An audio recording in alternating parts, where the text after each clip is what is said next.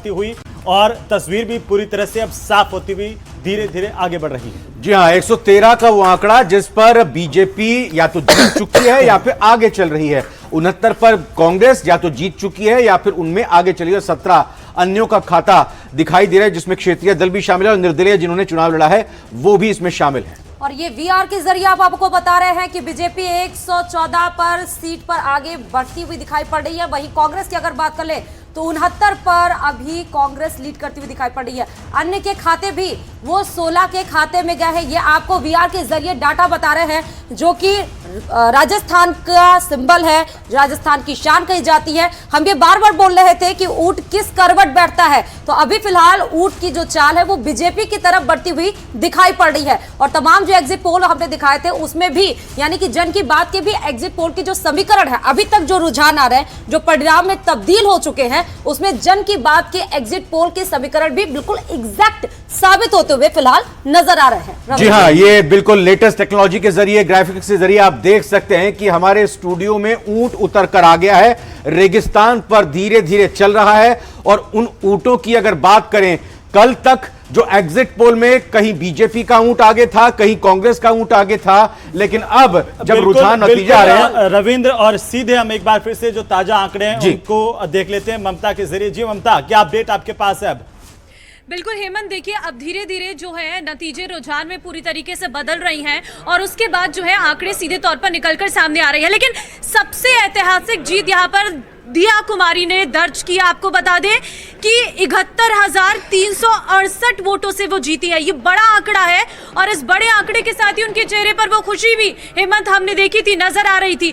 टोंक से देखिए सचिन पायलट की जीत लगभग तय मानी जा रही है। अभी आधिकारिक घोषणा होना इसकी बाकी है। टोंक से भी लगभग ये सामने आ रहा है कि सचिन पायलट जीत रही हैं। सीकर लक्ष्मणगढ़ से पीसीसी चीफ गोविंद सिंह जीते हैं और हनुमानगढ़ विधानसभा से निर्दलीय गणेश राम बंसल विजय यहाँ पर नजर आ रही है। महुआ से भी सिटिंग विधायक ओम प्रकाश यहाँ पर हारे हुए नजर आ रही है। लालसोट से प्रसादी लाल मीणा और सीकराय से ममता भूपेश, दोनों ही कद्दावर नेता कांग्रेस के यहाँ पर हारते हुए नजर आ रही है। ये दौसा की दो बड़ी सीटें हैं और दोनों कांग्रेस के कद्दावर नेता यहाँ पर हार दर्ज करते हुए नजर आ रहे हैं। कुछ बड़ी अपडेट मैं यहाँ पर आपको दे देती हूँ। क्या बड़ा अपडेट है आपको मैं बता दूं कि हनुमानगढ़ विधानसभा से निर्दलीय प्रत्याशी जो है गणेश राम बंसल वो जीत गए हैं वहां से। और धौलपुर से भी बड़ी खबर है, धौलपुर विधानसभा से कांग्रेस प्रत्याशी शोभा रानी कुशवाहा जो है वो 16,606 मतों से जो है वो जीत हासिल की हैं। बिल्कुल, देखिए और कुछ और बड़े अपडेट दे देते हैं। भाजपा की दीप्ति माहेश्वरी, आपको बता दूं कि 41,962 वोटों से उन्होंने जीत यहां पर दर्ज की है, क्योंकि मतगणना के अंतिम आंकड़े जो है हेमंत वो अब जारी किए जा रहे हैं। साथ ही झालावाड़ डग सीट से अगर मैं बात करूं तो भाजपा के कालूराम मेघवाल की जीत यहां पर तय मानी जा रही है। 22वें राउंड के बाद भी वो आगे बढ़े हैं। रट से ये सीधे अपडेट दे रही थी हमारी सहयोगी ममता, लेकिन राकेश जी राजनीतिक विश्लेषक के तौर पर स्टूडियो में मौजूद है। राकेश जी, जो आंकड़े आ रहे हैं वो आपके अकॉर्डिंगली क्या लग रहा है? क्योंकि बड़े तरफ अगर देखा जाए, जिन बड़े चेहरे थे वो भी हार रहे हैं। देखिए, कुछ तो बागी जो है कैंडिडेट उनकी वजह से हार रहे हैं। जैसे अभी हम देख रहे हैं हुड्डा जी हार गए हैं, तो वहाँ रामनिवास गोयल जो कांग्रेस से बागी होकर इलेक्शन लड़ रहे थे गुब्बारे के निशान से, उन्होंने काफ़ी वोट उनके काटे हैं। तो इस तरीके से बागियों की वजह से काफ़ी जो कैंडिडेट हैं जो अपने आप को मजबूत कैंडिडेट मानते थे वो हारे हैं। और रुझान पूरे तरीके से बीजेपी के पक्ष में जाता हुआ, कांग्रेस की सीटें धीरे धीरे नीचे आ रही हैं, बीजेपी का आंकड़ा धीरे धीरे ऊपर की तरफ जा रहा है।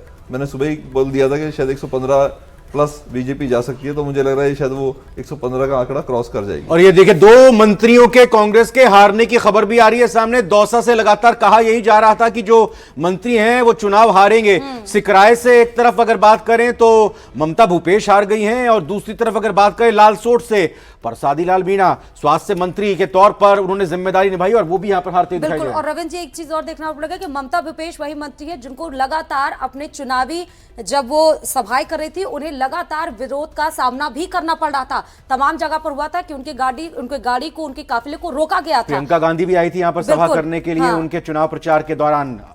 बिल्कुल, लेकिन इसके बावजूद भी यहाँ पर ममता भूपेश को जीत हासिल नहीं हो पाई है। और हम सीधे राजधानी जयपुर का एक बार फिर से रुख करेंगे। हमारे साथ स्टूडियो में खास मेहमान के तौर पर 2 खास मेहमान अभी मौजूद हैं। अलका गुर्जर हैं, राष्ट्रीय सचिव, और साथ ही साथ हमारे साथ में लगातार राकेश जी भी मौजूद हैं। सीधा जयपुर का रुख कर लेते हैं, जहाँ पर हमारे सहयोगी आसिफ मौजूद हैं।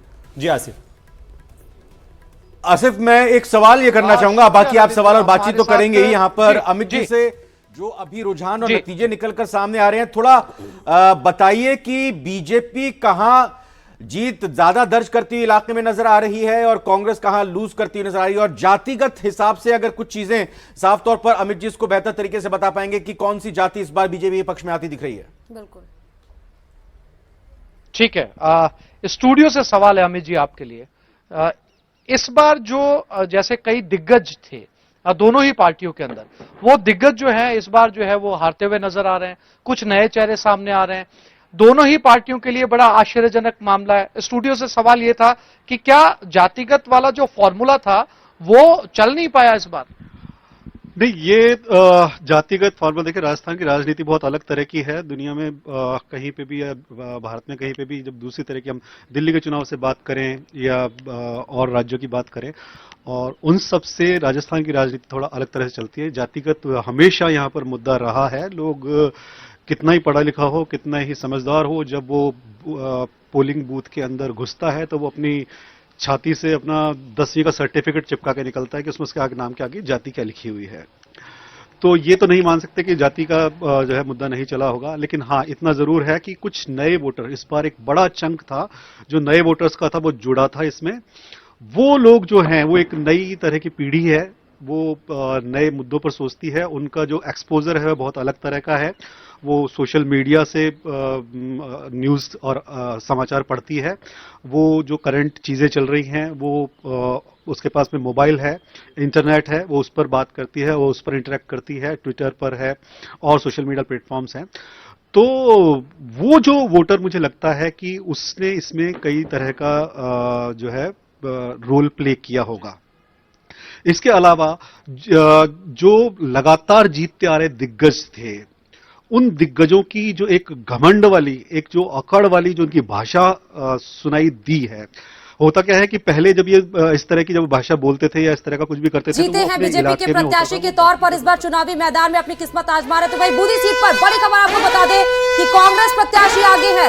हिंडौली सीट पर भी कांग्रेस प्रत्याशी ने जीत दर्ज करते हुए आगे बढ़ोतरी अपनी बढ़ा रही है। जीत अभी हिंडौली में दर्ज होना बाकी है, आधिकारिक तौर पर ऐलान होना, लेकिन लगातार यहाँ पर हिंडौली में कांग्रेस आगे चल रही है। सुमेरपुर विधानसभा सीट पर बीजेपी जीत गई है। सबसे बड़ी खबर है, जोराराम कुमावत यहां पर जीत हासिल करने में कामयाब रहे हैं बीजेपी की तरफ से। अलका जी क्या कहेंगी? नहीं, लगातार जीत का सिलसिला जारी है और ये आंकड़ा निरंतर बढ़ता जा रहा है और ये शुभ संकेत है राजस्थान के लिए कि राजस्थान ने जो पिछले 5 वर्ष में झेला है वो समाप्त होगा और योजनाएं बनेगी और एक सर्वधर्म सद्भाव का माहौल अब राजस्थान में आने वाला है। एक और आरोप लगा था आपके ऊपर अलका जी कि बीजेपी तुष्टिकरण की राजनीति करती है और बीजेपी कांग्रेस संतुष्टिकरण की राजनीति करती है, लेकिन जो आंकड़े निकल कर आ रहे हैं उससे आपको क्या लगता है?